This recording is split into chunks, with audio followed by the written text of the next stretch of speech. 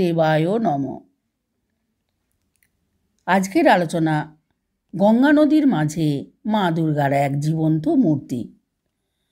ইংরাজি 1964 সালের নভেম্বর মাসের শেষ সপ্তাহে সেই মহাশক্তিধর পুরুষ শ্রী শ্রী ঠাকুর বালির কৈলাসিংহ লেনের ওরিয়েন্ট সাপ্লাই সিন্ডিকেট নামক কারখানাতে এলেন। বাংলায় 1371 সালের 8ই কার্তিক।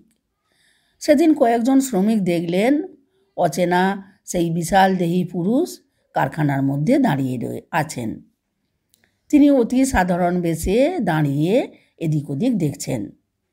তারপর তিনি কারখানাটি ঘুরে ঘুরে দেখতে লাগলেন। পরনে তার একটি আধময়লা ধুতি কাপড় আর সাধারণ মানের একটি হাফ শার্ট, পায়ে একজোড়া টায়ারের চটি জুতা। এই কারখানার একজন শ্রমিক হলেন হারাধন জানা। তিনি এই কারখানার ফিটার মিস্ত্রি। হারুবাবুকে কাছাকাছি দেখতে পেয়ে শ্রী শ্রী ঠাকুর জিজ্ঞাসা করলেন, আপনি এখানে কাজ করেন? হারুবাবু বললেন, হ্যাঁ, আমি এখানেই কাজ করি।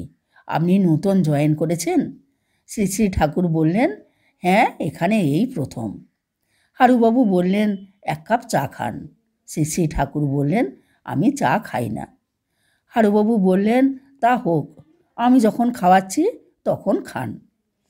শ্রী শ্রী ঠাকুর বললেন, আপনি খাওয়াচ্ছেন? আসলে শ্রী শ্রী ঠাকুর দেখলেন হারুবাবুর মধ্যে আমিত্বের অহংকার আছে, তাই তিনি এই প্রকার বললেন। তার এই কথাটি শুনে হারুবাবু চমকে উঠলেন। যাই হোক, তিনি চা খেলেন এবং কারখানার দিকে চলে গেলেন। পরে সকলে জানতে পারলেন ইনি এই কারখানার কামারশালে কাজ করবেন এবং এখানেই থাকবেন। তাই পুকুর পাড়ে রসিকলের পাশে একটি আলাদা ঘরে তার থাকার ব্যবস্থা হলো।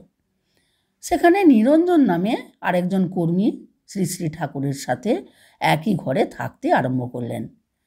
তিনি ঠাকুরের কাজকর্ম করে দিতেন এবং তার রান্নাও করে দিতেন। নিরঞ্জন ঠাকুরের সঙ্গে একসাথে সেন মুখার্জি কোম্পানিতে হ্যামারিংয়ে কাজ করতেন, আর এখানেও একসঙ্গে কাজ করবেন। ঠাকুরের ইচ্ছা অনুসারে তিনি এখানে এসেছেন। এখানে কাজ শুরু করার 2-1 দিনের মধ্যে শ্রী শ্রী ঠাকুর পুরানো হ্যামারিং মেশিনটির কিছু পার্টস পাল্টে ওটিকে সঠিকভাবে সেট করে চালু করে দিলেন।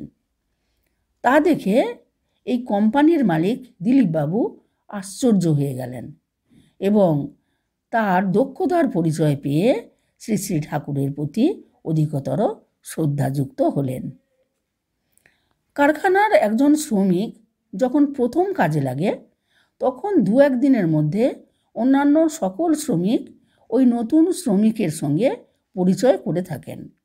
কিন্তু এক্ষেত্রে কিছুটা ব্যতিক্রম দেখা গেল, কারণ শোনা গেল উনি খুব ঈশ্বরপরায়ণ এবং ঈশ্বর কথা ছাড়া অন্য কথা বলেন না।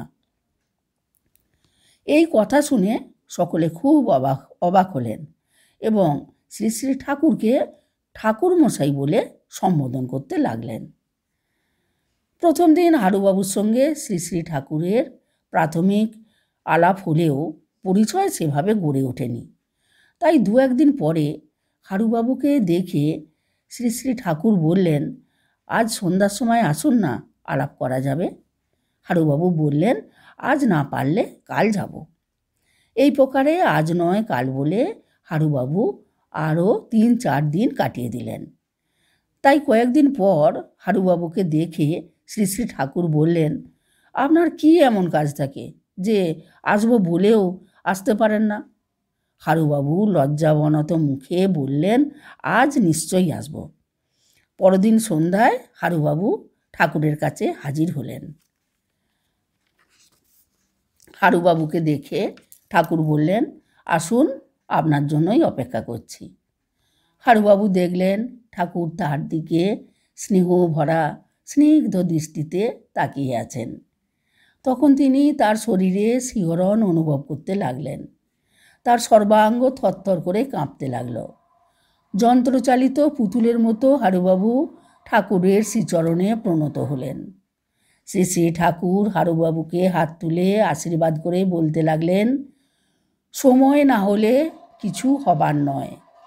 ঈশ্বরই এই জগৎ সংসারের মালিক, আর তার ইচ্ছায় জগৎ চলে। আমরাও তার শক্তিতেই চলি। কিন্তু জীব অহংকারে ভাবে আমি সব করছি। কা তব কান্তা কস্তে পুত্র, কে তোমার স্ত্রী, কে তোমার পুত্র?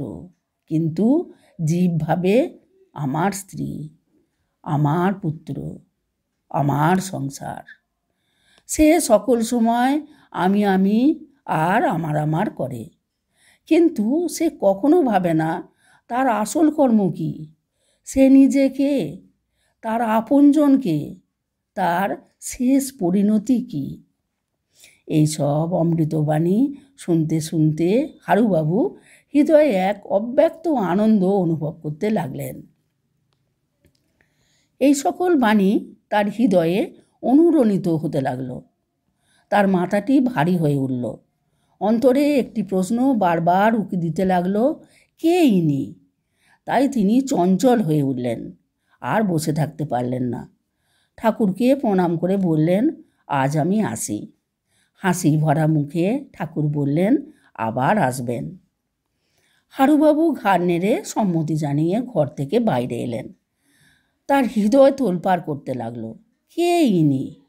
মনে পড়ে গেল কয়েক বছর আগের কথা। সেই সময় তিনি এই কারখানার সুপারভাইজার ছিলেন।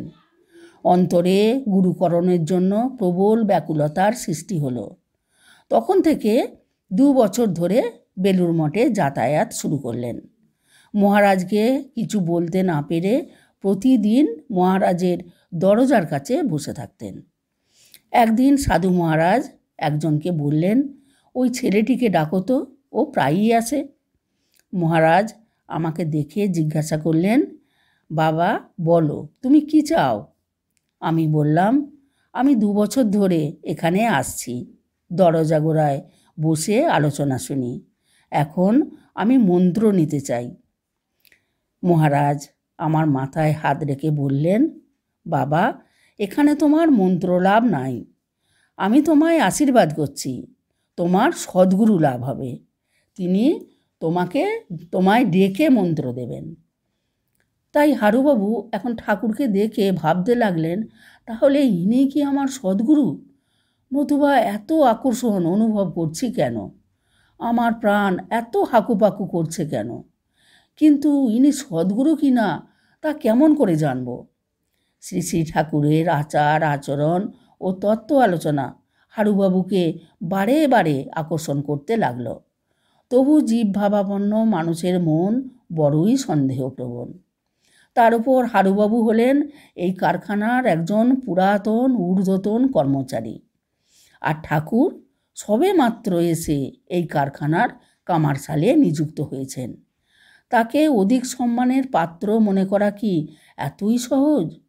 তাই নানা প্রকারে তার মনে সন্দেহ উকি দিতে লাগল। তথাপি এক প্রগাঢ় আকর্ষণ তাকে বারে বারে ছুটিয়ে নিয়ে যেতে লাগলো ঠাকুরের কাছে। শেষে থাকতে না পেরে কাজের শেষে বিকালে হাত পা ধুয়ে জল খেয়ে চললেন ঠাকুরের কাছে। ঠাকুরকে দেখে হারুবাবু বললেন, বেড়াতে যাবেন? শ্রী শ্রী ঠাকুর বললেন, হ্যাঁ চলুন যাব। এই কথা বলে দুজনে বেরিয়ে পড়লেন। ঠাকুর আধ্যাত্মিক বিষয়ে আলোচনা করতে করতে হাঁটতে লাগলেন। সেই আলোচনা শুনতে শুনতে হারুবাবু অভিভূত হয়ে গেলেন। গভীর মনোযোগের সঙ্গে সেই তত্ত্ব আলোচনা শুনতে শুনতে তিনি হাঁটছিলেন যে অন্য কোনো দিকে তার খেয়াল ছিল না।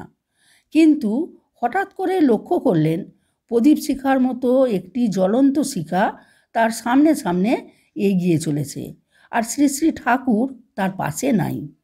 এই দৃশ্য দেখে বিস্মিত হয়ে ঠাকুরকে দেখতে না পেয়ে হারুবাবু চিৎকার করে ডাকতে লাগলেন, আপনি কোথায় গেলেন, কোথায় গেলেন? মুহূর্তের মধ্যে ঠাকুর আবির্ভূত হয়ে জিজ্ঞাসা করলেন, ও হারুবাবু আপনার কি হয়েছে? এই তো আমি এখানে দাঁড়িয়ে আছি। হারুবাবু হারুবাবু বললেন, আপনাকে দেখতে পাচ্ছিলাম না কেন? শ্রী শ্রী ঠাকুর বললেন, ও কিছু নয়, আপনার বোধহয় শরীর খারাপ। চলুন চলুন, আজ ফিরে চলুন। শরীর ভালো হলে অন্যদিন বেড়াতে আসব। এরপর তারা কারখানায় ফিরে এলেন। হারুবাবু ব্যাপারটি অনুধাবন করতে পারলেন না বটে, কিন্তু ওই দৃশ্য তার চিত্তপটে একটি কৌতূহলের সৃষ্টি করল। বাসায় এসেও তিনি চিন্তা করতে লাগলেন, আমি কি দেখলাম? এটা কি স্বপ্ন? তাও তো নয়। এটা কি করে সম্ভব হলো? তাই এই অসম্ভব ব্যাপারটি তিনি কাউকে জানাতে পারলেন না। পরদিন বিকালে হারুবাবু আবার শ্রী শ্রী ঠাকুরকে অনুরোধ করলেন, চলুন বেরিয়ে আসি। ঠাকুর বললেন, হ্যাঁ হ্যাঁ চলুন। আবার আগের মতোই আধ্যাত্মিক আলোচনা করতে করতে দুজনে চলেছেন। হঠাৎ হারুবাবু লক্ষ্য করলেন সেই একই দৃশ্য। জ্বলন্ত শিখাটি তার সম্মুখে চলেছে, আর এদিকে ঠাকুর অদৃশ্য। সঙ্গে সঙ্গে হারুবাবু চিৎকার করে উঠলেন, আপনি কোথায় গেলেন? আপনাকে দেখতে পাচ্ছি না কেন? শ্রী শ্রী ঠাকুর চকিতে আবির্ভূত হয়ে বলতে লাগলেন, ও হারুবাবু, আপনার কি হয়েছে? আজও কি আপনার শরীর খারাপ? আপনি ওরকম করছেন কেন? এই তো আমি আপনার সঙ্গেই আছি। হারুবাবু বাস্তবিক পক্ষে হতভম্ব হয়ে গেছেন। এ কেমন করে সম্ভব হচ্ছে? এ কথা তো কাউকে বলার নয়, বললে লোকে পাগল বলবে এবং উপহাস করবে। ঠাকুর সেই একই কথা হারুবাবুকে বললেন, চলুন চলুন, বাড়ি চলুন, শরীর ভালো থাকলে অন্যদিন বেড়াতে আসব। হারুবাবু ঠাকুরের সঙ্গে পথে আস্তে আস্তে ভাবতে লাগলেন, ইনি কোনো সাধারণ মানুষ নন। কিন্তু আবার তার মনে প্রশ্ন এলো, সাধারণ মানুষই যদি না হবেন, তাহলে কারখানার কাজ করতে এলেন কেন? এই প্রকার অবিশ্বাসের চিন্তা তার মনে উকি দিতে লাগলো। তাই তাকে পরীক্ষা করবার বাসনায় পরদিন বিকালে তিনি ঠাকুরকে বললেন, চলুন আজ গঙ্গা তীরে বেড়াতে যাই। ঠাকুর বললেন, তাই চলুন। গঙ্গার তীরে এসে ধীর পদক্ষেপে বেড়াতে বেড়াতে ঠাকুর আধ্যাত্মিক তত্ত্ব আলোচনা করতে লাগলেন। সেই গূঢ় তত্ত্বকথা শুনতে শুনতে হারুবাবু এক বিস্ময়কর দৃশ্য দেখতে পেলেন গঙ্গা নদীর মাঝে দেবী দুর্গার এক জীবন্ত মূর্তি। কিন্তু হারুবাবু তার পাশে ঠাকুরকে দেখতে পাচ্ছেন না। আবার হঠাৎই শ্রী শ্রী ঠাকুরকে দেখতে পেলেন, কিন্তু গঙ্গাবক্ষে দেবী দুর্গা তখন নাই। পরক্ষণে দেবী দুর্গা আবির্ভূত হলেন গঙ্গা মাঝে, কিন্তু তখন ঠাকুর পাশে নাই। আবার ঠাকুরকে দেখতে পেলেন, কিন্তু দেবী দুর্গা অন্তর্হিত হলেন। এইভাবে ক্রমান্বয়ে বার কয়েক এই দৃশ্য অবলোকন করে মূর্ছিত প্রায় হারুবাবু যখন মাটিতে পড়ে যাবেন, সেই সময় শ্রী শ্রী ঠাকুর ডাকলেন, হারুবাবু, আপনার কি হলো? এমন করছেন কেন? ঠাকুরের ডাক শুনে হারুবাবুর শরীরে যেন হাজার হাজার ভোল্টের বিদ্যুৎ তরঙ্গ খেলে গেল। কথা বলার সামর্থ্যটুকু হারিয়ে ফেললেন। অন্তরে এক অনাবিল আনন্দ অনুভব করতে লাগলেন, কিন্তু পরক্ষণে এক অব্যক্ত বেদনা অনুভব করলেন। তখন তার মনে একটাই প্রশ্ন জাগ্রত হলো, কে ইনি? তাকে ধরেও ধরা যাচ্ছে না, বুঝেও বোঝা যাচ্ছে না, অথচ সকল ঘটনার সাক্ষী স্বরূপ ইনি। ওনার উপস্থিতিতেই সকল বিস্ময়কর ঘটনা ঘটছে। শরীরই যদি খারাপ হবে, তবে তা ওনার সান্নিধ্যেই ঘটছে কেন? এইভাবে তার সকল চিন্তার চিন্তামণি হলেন শ্রী শ্রী ঠাকুর স্বয়ং। অবশেষে একদিন তার সকল প্রশ্নের ইতি হলো, সকল সমস্যার সমাধান হলো। সেদিন বিকালে কাজ থেকে ফিরে একটু বিশ্রাম নিয়ে তিনি ঠাকুরের কাছে এলেন। দেখলেন ঘরের দরজা বন্ধ, কিন্তু ভিতর থেকে বন্ধ নয়। তাই দরজা একটু ফাঁকা করে শ্রী শ্রী ঠাকুরকে দেখতে চেষ্টা করলেন। দেখলেন ভিতরে পদ্মাসনে ধ্যানমগ্ন অবস্থায় শ্রী শ্রী ঠাকুর বসে আছেন। তার সর্বাঙ্গ হতে জ্যোতি বিচ্ছুরিত হচ্ছে এবং ঘরটি আলোকিত হয়ে উঠেছে। এই প্রকার অভূতপূর্ব দৃশ্য দেখে হারুবাবু বাগরুদ্ধ হয়ে গেলেন। এরপর হিতাহিত জ্ঞানশূন্য হয়ে দরজা খুলে হারুবাবু ঠাকুরের শ্রীচরণে সমর্পিত হলেন। হাঁটু গেড়ে তার শ্রীচরণ দুটি স্পর্শ করে হারুবাবু বললেন, কে আপনি? দয়া করে বলুন, নতুবা আজ আপনার চরণ ছাড়ব না। শ্রী শ্রী ঠাকুর নিরুত্তরভাবে স্থির হয়ে বসে রইলেন। তখন হারুবাবু মিনতি করে একই কথা বলতে লাগলেন, কে আপনি? দয়া করে বলুন, নতুবা আজ আপনার চরণ ছাড়ব না। শ্রী শ্রী ঠাকুর বললেন, হারু, আমি তোমার জন্য এখানে এসেছি। এতদিন যা কিছু দেখেছ সবই তোমার বিশ্বাস আনার জন্য করা হয়েছে। তুমি সাধারণ কাজ করার জন্য পৃথিবীতে আসো নাই। মহত্তর লক্ষ্যে তোমাকে আমার প্রয়োজন। শ্রী শ্রী ঠাকুরের এই প্রকার আহ্বানে হারুবাবুর সকল সংশয় দূরীভূত হলো। হৃদয়ে এক অবিচ্ছিন্ন সম্পর্ক স্থাপিত হলো। বুঝলেন, ইনি কোনো সাধারণ মানব নন। মহামানব আখ্যা দিলেও ছোট করা হয়। আসলে ইনি মানব দেহধারী স্বয়ং ভগবান। আজকের এই আলোচিত অংশটি শ্রী শ্রী ঠাকুরের লীলা কথা বালী পর্বের প্রথম খণ্ড থেকে আলোচনা করা হলো।